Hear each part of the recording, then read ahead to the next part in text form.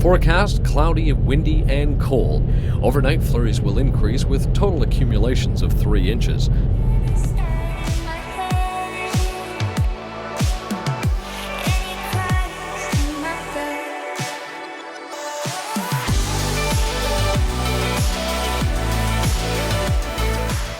Hey there team, Barry Watson here, Wild Mountain Man. Welcome to my channel.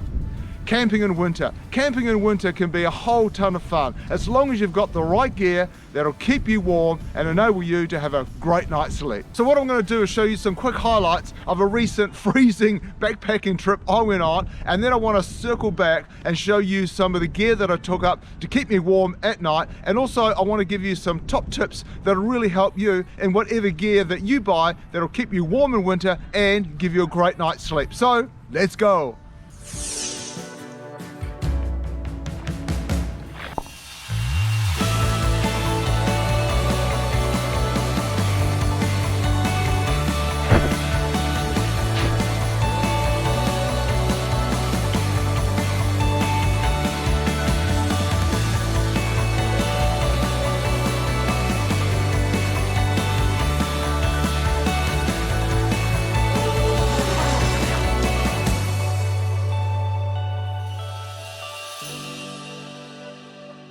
The first gear item in your sleeping system is of course a warm sleeping bag. Several years ago I was fortunate enough to score a great deal on a -27, that's right, -27 rated Inferno sleeping bag by the North Face. Although at the time I must admit it really seemed over the top, I love it, which only proved to me that you can never underinvest in a really good sleeping bag. It's got responsibly sourced 800 fill goose down. The feathers have a hydrophobic coating on them, which means that if the feathers ever get wet, they won't clump together and become useless at keeping me warm. One thing to be wary of though is that although many manufacturers work to the European EN 13537 standard to grade the warmth rating of their sleeping bags, I have noticed though that some take a bit too much license and are far too generous on their ratings. So the key is always choose a winter sleeping bag that is warmer than what you actually need. The size of a sleeping bag is also very important. On one hand, you don't want it to be that narrow and tight that you feel claustrophobic, but at the same time you don't want it to be that wide and that big that you've got to heat up a lot of space, and which will take a long time and energy. And always remember that it's your body that heats up the sleeping bag and not the other way around. So the less space you can have, the better it is. And that's why a lot of winter sleeping bags taper towards the feet to narrow down the amount of space that you have to heat up. One thing you can do to quickly warm yourself up if you are cold in your sleeping bag is stretch your feet right out towards the end of your sleeping bag, then bring your sleeping bag and your knees up towards your chest like in a fetal position, and that'll reduce the amount of space you have in your sleeping bag and warm you up a lot faster. Another way to add warmth is to use a thermal liner. Now of course you can use a silk liner, which you'll probably use during summer, but also you can use a more robust winter one, which is a bit more thicker, a bit more weight, a bit more bulkier, but also adds a bit more warmth to it. But as per what I said about sleeping bags, sometimes I believe that the ratings that they have on some of these liners is far excessive, so I'd suggest about a third or a half of what the manufacturer said is far more realistic.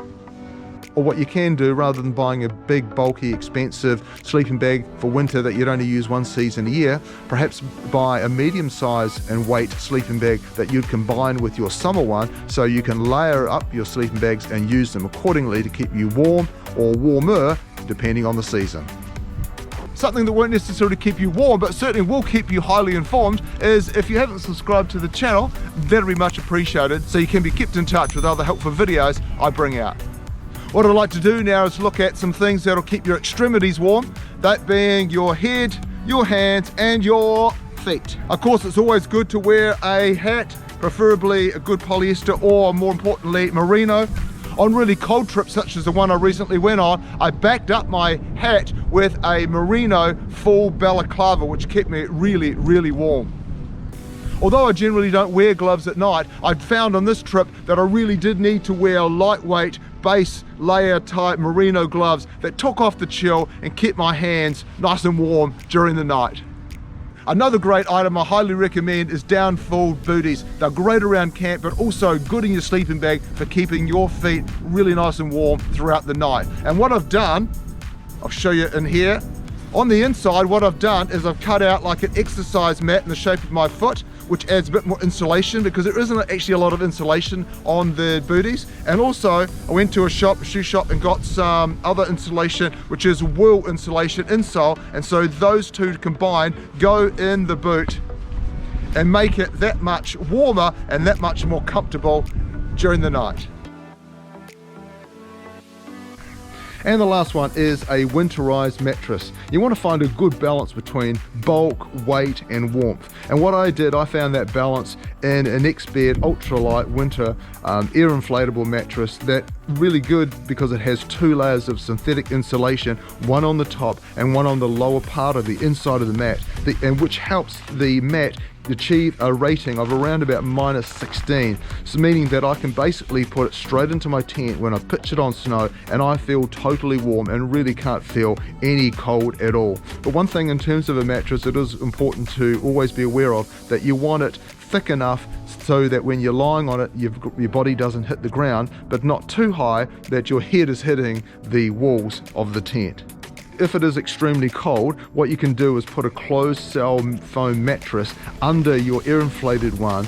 It will give you a bit more thermal protection and R ratings against the cold.